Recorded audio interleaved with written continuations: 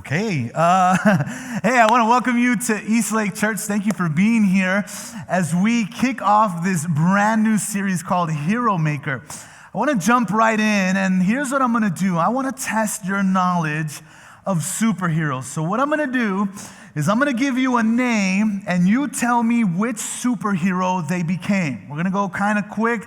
So as soon as you recognize the name, just blurt out what superhero they became. Is that cool? All right, here we go. The first one, Peter Parker. Spider-Man, good. That one was pretty easy. Here's another one, little easy one. Clark Kent. Superman, good. Here's a little curveball, T'Challa. Black Panther, there we go, good. Dr. Bruce Banner. The Hulk, a.k.a. Freddy Vargas. No, I'm playing. Just playing. Patas de pollo, no. Anyways, Diana Prince. Wonder Woman, good. I heard that over here, nice. Here's a fun one. Benjamin Krupp. Anybody? Captain Underpants, yeah. And then I had to throw this one in for all the raza. Roberto Gomez Bolaños. Anybody? Close. El Chapulín Colorado. We're talking about superheroes. I think that's Pastor Mike's Halloween costume. But here's the deal. Most people in our world love superheroes. We love superheroes because superheroes find a way to win. Superheroes save the day and find themselves at the end of the day winning. They're always on top. Now, I want to welcome all of our churches, those of you who are watching online. As we kick off week 1 of Hero Makers, our world celebrates the champion. Our world loves, no matter what culture you are in, loves the champion, the winners. We love superheroes. We love conquerors. And here's the thing, is that it's human nature that if you're in a competition, you want to win it. It's human nature that if you are competing, you want to win first place. You want to have the gold medal. If you post something on social media, you want those likes to come in, right? As a kid, I remember being in the backyard, and I would pretend that it was the bottom of the 9th, bases were loaded, and there were 2 outs, and I would be the one to hit the grand slam, right? Now, I think 2 weeks ago, the Padres did this to the Dodgers. I'm just saying, throwing some shade out to the Dodger fans. And while I know that not everybody wants to be a hero and be in the front and have that kind of pressure, all of us love heroes because they have this ability to overcome adversity. As I was thinking about this, I was trying to think of moments in high school when I played sports and when I maybe hit the winning free throws to win the game, or in football, if I had an interception before the end of the first half that made all the difference, right? But this series is not about heroes. It's about hero makers. This is something that doesn't come natural to everybody. In fact, anybody who has been a hero, anybody who we consider a hero, whether on TV or in a comic book or even in real life, wasn't born a hero. In fact, a lot of them had their journey start off in broken places. And if you really think about it, few heroes have ever become a hero without a hero maker. I was thinking about my favorite hero growing up. My favorite superhero was Batman. Anybody else? Batman to me was the man. Like Batman, here's what I loved about Batman is that he didn't have a superpower. He was an ordinary man. Batman was gangster. He just was smart. He would use his wit, his intelligence to overcome the enemy. I loved Batman because he was into details. He was a gentleman. He was focused. He was a great detective, and he had a lot of money, right? But here's what we know about Batman, that he was not self-made. I want to show you a video that gives us all a little bit of insight as to how Batman came to be. Now, this is a video that we saw as a staff together at a conference, and And it references pastors and leaders. But here's my encouragement. As you watch this video, don't check out and say, oh, that doesn't apply to me, because it applies to all of us. Every single one of us is an influencer. Every single one of us has the ability and has been given the power to impact people's lives. We are all called to lead. So go ahead and watch this. I'm Jim Kruger. I create heroes for a living. I was the former creative director of Marvel Comics. I write every single day, and I create superheroes for DC, for Marvel, for Dark Horse, for Image. I've seen ideas that I've worked on, in movie theaters and film. I pretty much live, eat, and breathe heroes every single day. My dad, who had a garage, would take me on tow jobs when I was 5, 6 years old, and he would, to pay me for helping him and holding a rag while he did the actual work, he would buy me a comic book or two. So even comics from a very young age, it was, there's a nostalgic element, there's a wow, father, in the midst of it, that was really powerful. So at that young age, I became clearly some sort of storyteller, but I never even anticipated what I could become. So I started studying advertising, and I went into advertising in Wisconsin.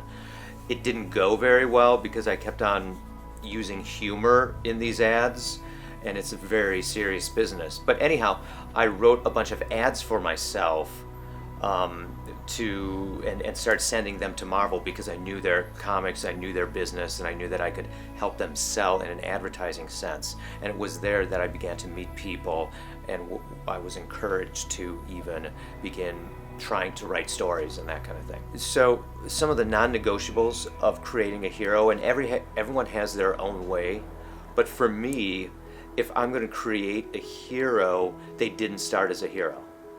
Because almost the tyranny of story is that if a person is going to be a hero at the end, they can't begin that way at the beginning. And the hero's journey begins in really oftentimes broken places and kind of lost places, and so often that hero maker is the one that finds the person who is lost and who is able to walk them through whatever tragedy they face so that they can ultimately, become what they can become. You can't have a hero journey without the hero maker. You really can't. The whole idea of a hero maker is that person who, it's wrong to call them an assistant, because ultimately they're there in every single element of the story, of that hero's story. Like, when we think about Alfred and Batman, Alfred is someone who knows how to tend to wounds. Alfred is someone who has seen combat himself. Alfred is someone who takes the chaos, the raw chaos that is the pain in Batman's life, and Alfred helps it be honed into the character who can ultimately save Gotham. A lot of pastors want to be Batman, and look, let's be honest, if you have a choice between being Batman and Alfred, who doesn't want to be Batman? The point is that I think a pastor is supposed to be Alfred, not Batman. I really do, because Batman's purpose is to go out there, he's supposed to go and stop crime and save people, and he is out in the city all the time. He's in the businesses, he's in the community, he's always out there. I need an Alfred there who's going to help me remember that the things I give myself to, if I give myself to them too much, I'm going to be destroyed by those things. Because all the things that can grab us are the things that will destroy us if, God is not where he belongs in that life. What's really interesting is a lot of the villains that I've written in the past, they began as heroes. They began as good guys, they began as really powerful men or really powerful women, and they've been on the track of how do I help people, and then somehow along the track it gets turned inward. It's like there's this danger of helping people that ultimately kind of goes back to your ego. And so I've watched over and over again heroes become villains in the midst of this. And I think that that's a real danger too, but it's probably not a danger to a hero maker. Now, if I was having conversation with a pastor, I would encourage him with the fact that, there once was one Spider-Man comic book that came out every other month. And then it came out every month. And then there was Spider-Man and a Spider-Man team-up. And then there was Spider-Man team-up, Peter Parker the Spectacular Spider-Man. And things began to expand. And then other heroes that were introduced in Spider-Man would get their books. And then heroes introduced in their books, and those books would get more books. And all of a sudden you had this living, breathing Marvel universe where all these characters were interacting, and it was amazing. What I would say to a pastor is that it's more heroic to be a hero maker than a hero. Because ultimately, what you are in the process of is you are making a universe of courageous beings who defy the status quo that we're all stuck in every day. Yeah. Powerful video. Maybe as you were watching that, maybe you were thinking to yourself, yeah, but I'm not a pastor. And here's what I love about our church, is that we believe that every member is a minister. We believe that every single one of us is called to lead people, but also to help them. And chances are that as you think of seasons in your life when you felt successful, when you felt as though you were winning, when you felt accomplished, when you felt fulfilled, chances are that somewhere along the way, there was a hero maker pouring into you. Alfred is a hero maker. And somebody influenced you. Somebody impacted your life. Somebody encouraged you along the way. Somebody invested their time, their power, and their influence in you. And so the question I want us to all be thinking about just for the next few moments is this. This is the big idea for today's message. How will you use your power? How will you use your authority and your influence? 24 hours before Jesus' death, he was standing before a very influential, a very powerful man by the name of Pontius Pilate. And Pontius Pilate was the governor of Judea. He represented the Roman emperor. He had a lot of power. He had a lot of influence. He had a lot of authority. And he has Jesus standing before him, and he is questioning Jesus. He's interrogating him. And what he's doing is he's essentially letting Jesus know, I have the power to set you free or to send you to death. And it's in John chapter 19, verse 11, that we see how Jesus responded to Pontius Pilate. I want you to follow along with me. It says, Jesus answered, you would have no authority over me at all if it had not been given to you from above. For this reason, the son and guilt of the one who handed me over to you is greater than your own. You talk about a buzzkill for Pontius Pilate. What he was saying was, your authority and power has been given to you and entrusted to you. Essentially, it's a loan. It's temporary. God has given it to you, and it can be taken away. The point that Jesus was making is that all power is stewardship. And every single one of us has been given the power to influence and impact other people's lives, which means ultimately we are all accountable for how we use the power that has been given to us. Now, this idea of having power, I know it can be difficult for maybe some of us to understand because we really don't look at ourselves as people of power, but there are different areas, different stages in life where we can experience power. I want to give you some examples really quickly. There's political power, there's social power, there's parental power. If you're a stay-at-home parent, you have power, you have influence. There's marital power. In a marriage, I know it shouldn't be this way, but usually somebody is a little bit more dominant than the other. Just ask my wife. There's organizational power. there's financial power, there's military power. The list can go on and on, but here's the important thing to remember, that power is always leveraged and used for the good or for the bad. Very rarely is it used in a neutral way. Some use their power to keep control. Some use their power and abuse it so that they can be the ones to always make the decision, so that they can keep the control that they have, and yet some others use their power to give it away. Some would use their power to take advantage of those who have less power, and still some others use their power to stand up and to be a voice for those with little power. So if all power is stewardship, how will you use yours?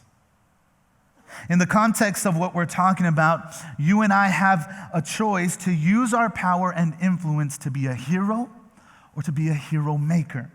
So what I want to do for the rest of our time together is I want to give you some differences between a hero and a hero maker. And the first fill-in, you can write this down: heroes stand on platforms. Heroes stand on platforms. Heroes are noticed, recognized, and celebrated. The spotlight is always on them. But hero makers build platforms for others to stand on. They find ways to elevate others, to promote others, to put the spotlight on others.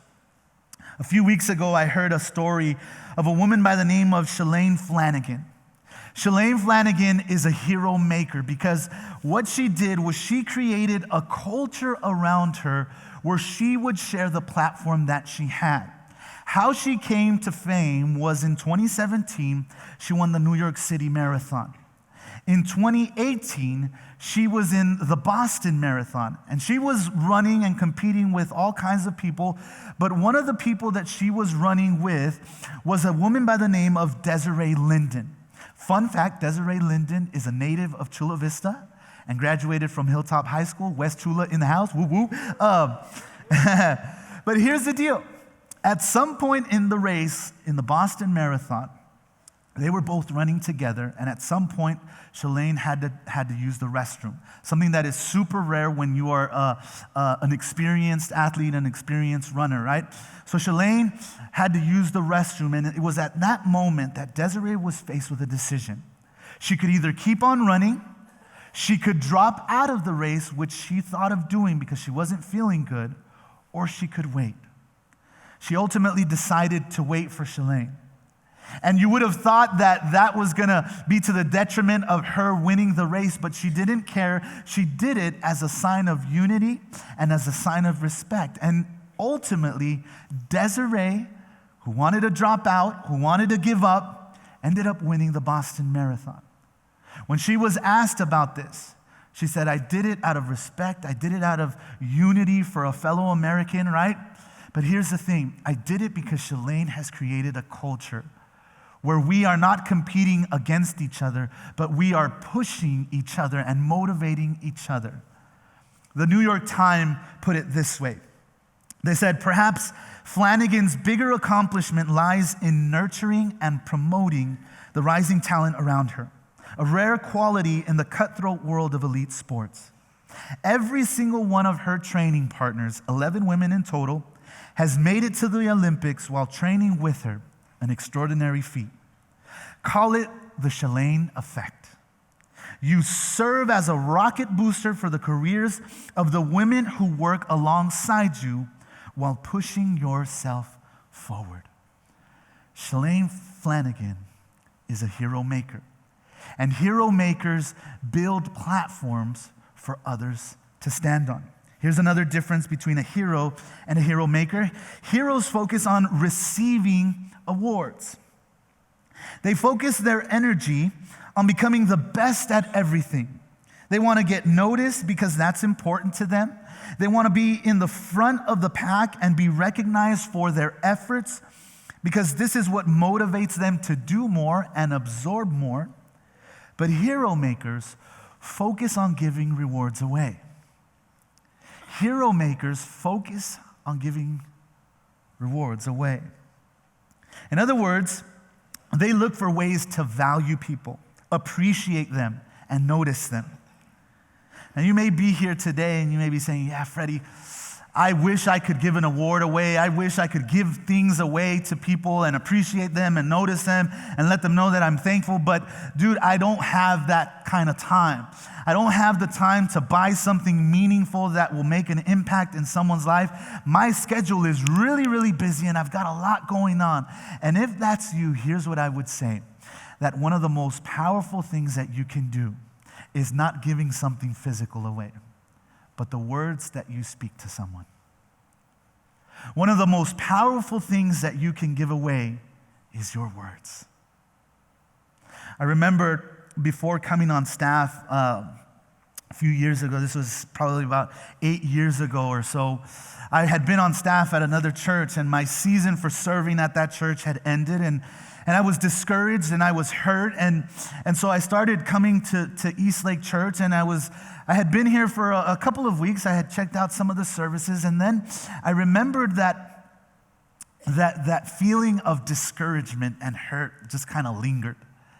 I for whatever reason, I felt like God was kind of done with me, and the cards that I was being dealt in life were not in my favor, and so I did something going out on a limb. I emailed Pastor James. I didn't expect him to respond, but he did. In fact, he said, hey, I want to meet with you. Why don't we go to the Starbucks right over here and let's talk. I want to hear a little bit more about your story. We met for Starbucks on that day, and he said, hey, you know what? I see something in you. And I just want you to know, God's not done with you yet. I know you're hurt and you're discouraged and it feels as though God's not in this, but bro, I see something in you, and I want you to know that God still has a plan for your life. And it was at that moment that we started going through a book over the next few weeks. We went through a book called In Search of Timothy. And while we were going through this book, when I would meet with Pastor James, I just always felt encouraged. I felt like, you know what, I can do this again. I know that I'm called. I know that God has a plan for me, but I think I can actually do this again. And what I realized is that setbacks and discouragements are not periods. Sometimes we can come on a weekend like this and we can hear about the promise, right? The promises of God, that He loves us, that He forgives us, that He chose us, that He has a plan for us, that He intends for good things to happen in our lives. And you experience the promise on a weekend, right? But then when you leave, if you're anything like me, reality hits. And sometimes I can think, man, what's wrong with me? What am I not doing right? What am I not doing that is causing God to punish me? Friend, can I tell you, God's not punishing you. God is not punishing you. And someone needs to hear this. Sometimes we see the promise and we hear the promise, but forget that there is a process to get to that promise. Those of you who like wine, the promise is the wine, but the process that still needs to happen is the grapes that need to be crushed in order to get to the promise. Hero makers understand the power of their words, and they give them away. You and I are all influencers, and we have the power to speak life into people, to speak purpose into people, and to speak hope into people. This is why Paul wrote this in 1 Thessalonians chapter 5, verse 11. It says, therefore, encourage and comfort one another, and build up one another, just as you are doing. There is power in celebrating people, noticing them, recognizing them. Here's another difference between heroes and hero makers. Heroes ask, how can I win? They want to know how to be the best. They want to know how to get to the top. What is it going to take to be successful? What steps do I need to take to climb the ladder to be at the top? And I want you to hear me, friends. I am not saying that having ambition and having goals and being motivated and hustling is wrong or is bad. But here's what I am saying. If you achieving success is the only thing that matters to you, then it will have a limited impact in our world. If the scorecard for your life is a list of things that you've accomplished, then that's a pretty limited and small scorecard. Hero makers ask, how can I help you win? Hero makers ask, how can I use my influence, my power, my opportunities, my insight, my network, the experiences that I have, how can I use them to influence you and to help you win and succeed and move forward? Paul wrote this in the first century, Philippians chapter 2, verses 3 and 4. Don't do anything only to get ahead. Don't do it because you are proud. Instead, be what? Be humble. Value others more than yourselves. None of you should look out just for your own good. Each of you should also look out for the good of others. So let me ask you this. What if the greatest accomplishment in your life were not about you? A leader and philanthropist by the name of Buford passed away last year. And one of the most powerful things that he ever said in his life was this, that my fruit grows on other people's trees. When you look at the life of Jesus, this was the core of who he was. He was a master at seeing the good in people and not only recognizing it, but calling it out.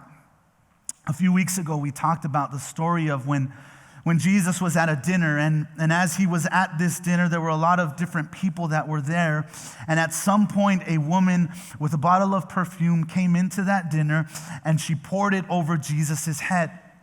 There were some religious leaders that were there, and they were highly offended at a couple of things. One, that Jesus would allow this woman to pour this perfume over him. And two, they were highly offended because she wasted a very expensive bottle of perfume. Now, Jesus could have shamed her. He could have had that same response and could have been offended, but he didn't do that. Instead, he looked at her heart. He looked at the good in her. And he said this, in Mark chapter 14, this is not in your notes, it says, Jesus replied, "Leave her alone. Why criticize her for doing such a good thing to me? I tell you the truth. Wherever the good news is preached throughout the world, this woman's deed will be remembered and discussed." And here we are, friends, 2,000 years later, and we're still talking about the deed of this woman. Jesus had a special ability, a special gift to see the good in other people, especially those who were marginalized in society. Hero makers ask the question, how can I help you win? So here's another difference. Heroes think about themselves. You can write that down. Heroes think about themselves. They're obsessed with their reputation and what people think about them. They're obsessed with how many people know their name. But hero makers are different. Hero makers think about the team. They realize that their biggest impact is when they work well with others and create a community around themselves. About 10 years ago, a former ESPN analyst by the name of Bill Simmons, he wrote a New York Times bestseller called The Book of Basketball. And in chapter 1, he wrote about, chapter 1 is called The Secret. And in chapter 1, this is where he essentially describes the secret to winning over the long haul.